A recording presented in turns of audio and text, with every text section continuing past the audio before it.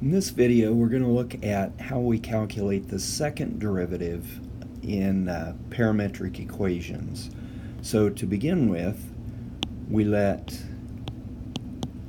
x equal f of t and y equal g of t. In this case, as we saw with our previous material, the first derivative is the first derivative of y with respect to x is dy by dt divided by dx by dt, or in terms of f and g, it's going to be g primed of t divided by f primed of t, provided that the denominator does not equal 0.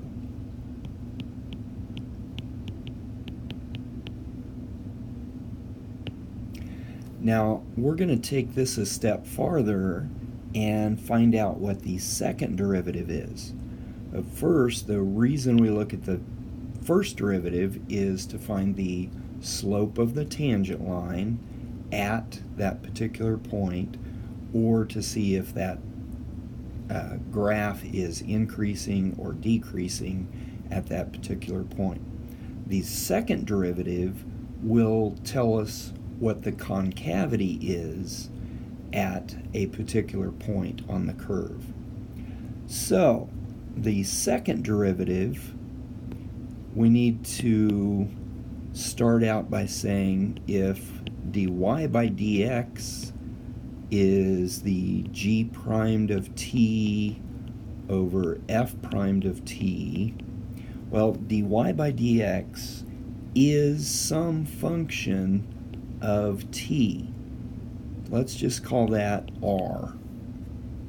But that will be our first derivative. We'll let that equal r of t.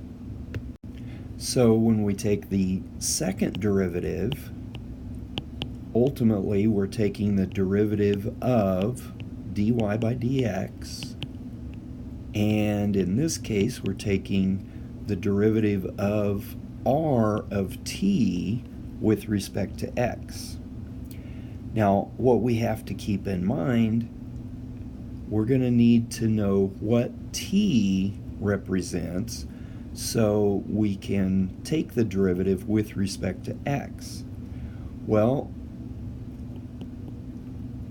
x was written as f of t by our original definition. The curve that we began with, we said let x equal f of t and y equal g of t. Well, since x equals f of t, then t will equal the inverse function of x. And that way t can be written in terms of x. We need to do that again because we're taking the derivative with respect to x.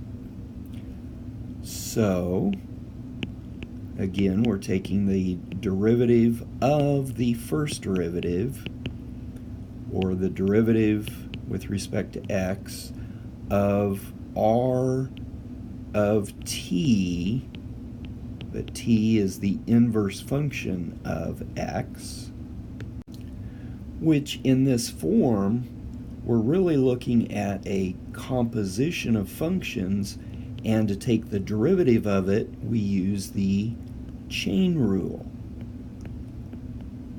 R would be considered the outside, and f inverse of x would be considered the inside.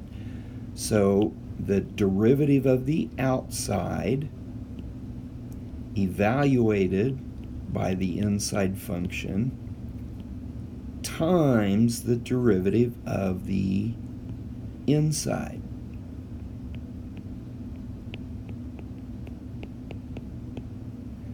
Again, strictly the chain rule applied to r of f inverse x.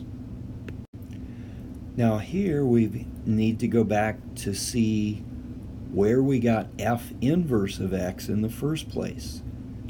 Because of our original definition of our curve, x equal f of t, t is going to equal f inverse x. So here and here, that is simply t. So we end up with r primed of t times the derivative of t with respect to x, which we could rewrite as r primed of t times dt by dx. Okay, let's go back to the beginning and see what we've done. We started with the first derivative, dy by dx, which we calculated as dy by dt over dx by dt. And again, we defined that as r of t. So when we take the derivative of dy by dx, we have ended up with r primed of t, which ultimately will be the derivative with respect to t of our first derivative. Now, this form looks really complicated, but this is what dy by dx turns out to be. It's just take the derivative of that with respect to t. And then all of that will be multiplied by dt by dx. Now, dt by dx takes a little bit more to define what it is. We've already said t is defined as f inverse of x. So f of t equals x, and there's actually a few different directions to go to figure out what this dt by dx is. I think this way might be the easiest way to see. We take the derivative of this equation with respect to x.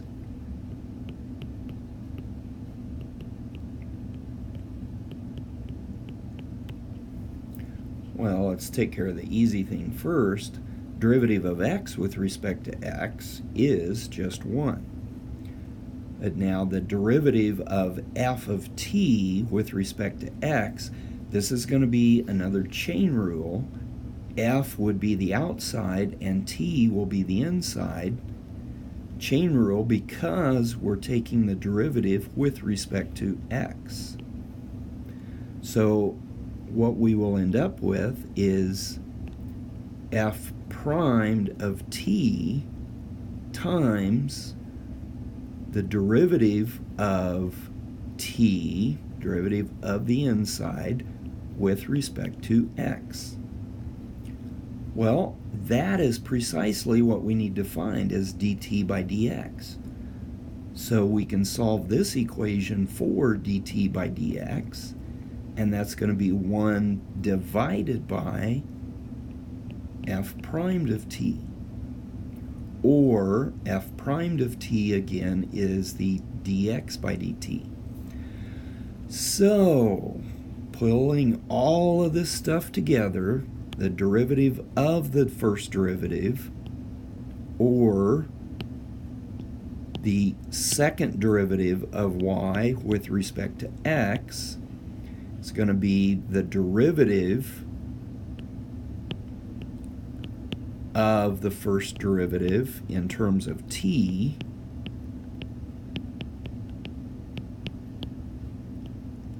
times this dt by dx, which we found was 1 over f primed of t. Well, we can create this as one fraction rather than this times this fraction. F primed of t will be the denominator, and the numerator is simply the derivative of the first derivative in terms of t. So, second derivative of y with respect to x is going to be the derivative of, well, let's just call that dy by dx, which again is our first derivative of y with respect to x using our derivatives of parametric equations, divided by f primed of t, which could also be written as dx by dt. So this turns out to be the second derivative of y with respect to x. And this will help us find what the concavity is for curves in parametric equations. If the second derivative is positive, then we have a concave up curve. If the second derivative is negative, then we have a concave down curve.